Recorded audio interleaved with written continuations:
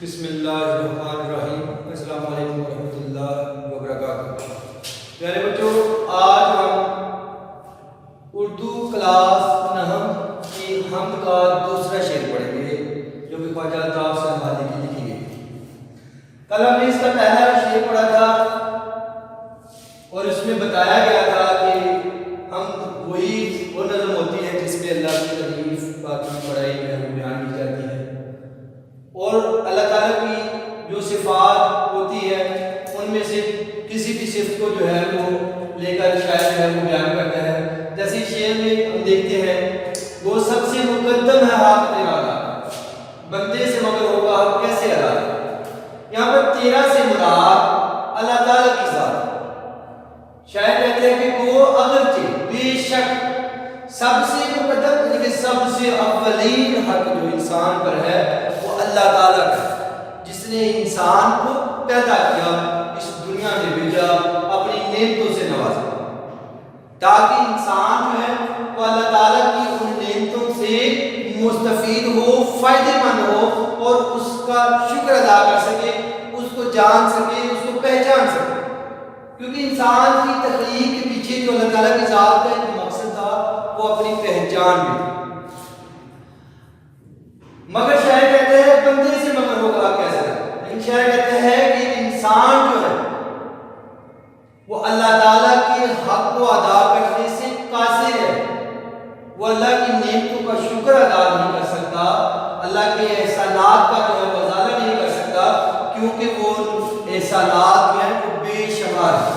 اگر انسان ان کو گننے کے لیے بیٹھ جاتا ہے تو وہ ان کو گن نہیں سکتا۔ انسان پر سب سے بڑی جو اللہ کی نعمت ہے وہ اشرف المخلوقات کہ اللہ نے انسان کو تمام مخلوقات پر جو ہے وہ فضیلت سب سے جو ہے وہ بہتر بنا دیا۔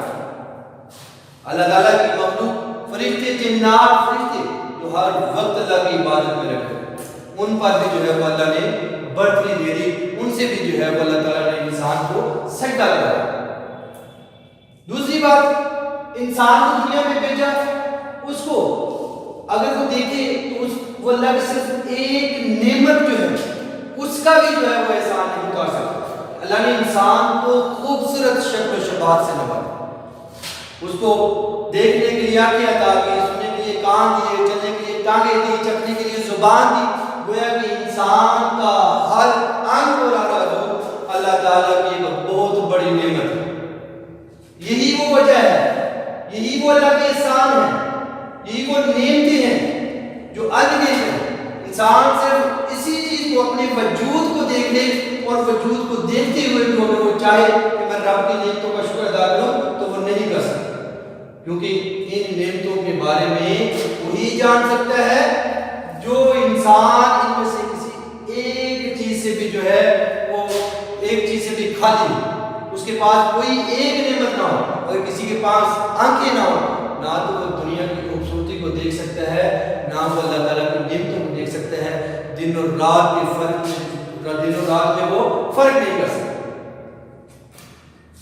اس لیے شاعر کہتا ہے کہ انسان پر یہ فریضہ ہے جو اس کا حق ہے کہ وہ اللہ تعالیٰ کی ان نعمتوں کا، اللہ تعالیٰ کی نعمتوں کا شکر ادا کرے۔ وہ شکر ادا کرنے کا جو طریقہ ہے وہ یہی ہوتا ہے کہ شاید اللہ کو اپنا الہ مانے، اس کو اپنا خالق مانے، اس کی عبادت کرے، کیونکہ کوئی بھی جو ہے وہ دوسرا نہیں، وہ اکیلا ہے، واحد ہے، لا شریک ہے۔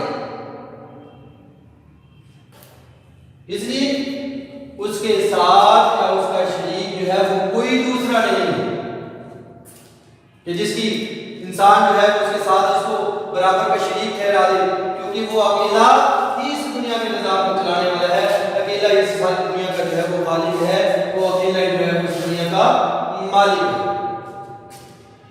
صرف پھر اللہ کی نعمتیں یہاں تک ہی نہیں ہے، اس کے علاوہ اللہ تعالیٰ نے انسان کو ہوا، پانی، آگ سے نوازا، دریا، ندی، نالے اور پہاڑ جو ہے وہ پیدا کر دیے، زمین اور آسمان کو بنا دیا۔ انسان کے اوپر، زمین کے اوپر آسمان جو بغیر ستون کی کھڑی ہے، جس کے نیچے کوئی سہارا نہیں ہے۔ جس طرح عام ہم دیکھتے ہیں کہ ہم کوئی مکان بناتے ہیں تو اس کے نیچے ہم پلر لگا لیتے ہیں، دیواریں کھڑی کرتے ہیں، پھر جا کر جو ہے وہ چھت کھڑی ہوتی ہے۔ اگر ہم بغیر बगैर दीवारों की छत खड़ी करें तो वो खड़ी नहीं हो सकती, सिर्फ दीवार या पिलर ही उसका सहारा होता है। लेकिन ये अल्लाह ताला की कुदरत है, उसकी बड़ाई है, इस बात से जाहिर होती है।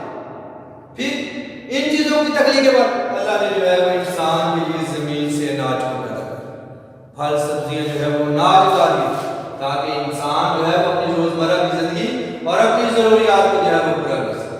गोया अल्लाह ताला की नेमतें जो है वो अनगिनत और बेशुमार है। जैसे कुरान मजीद में अल्लाह ताला इरशाद फरमाता है, "फबे ये लाइफ की कुमार कर दो", और तुम मेरी कौन कौन सी नेमतों को झुटलाओ।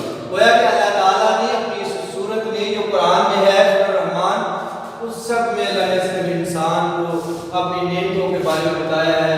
वो इस कदर वसी और अजीज है कि इंसान जो है वो उनके हक़ को अदा नहीं कर सकता, लेकिन फिर भी शायद कहता है कि इंसान को चाहिए कि वो हर हाल में जो है वो अल्लाह ताला का शुक्र अदा करे, उसके सामने सजदा रेज़ हो और उसकी जो है वो बदली और अताअत करे।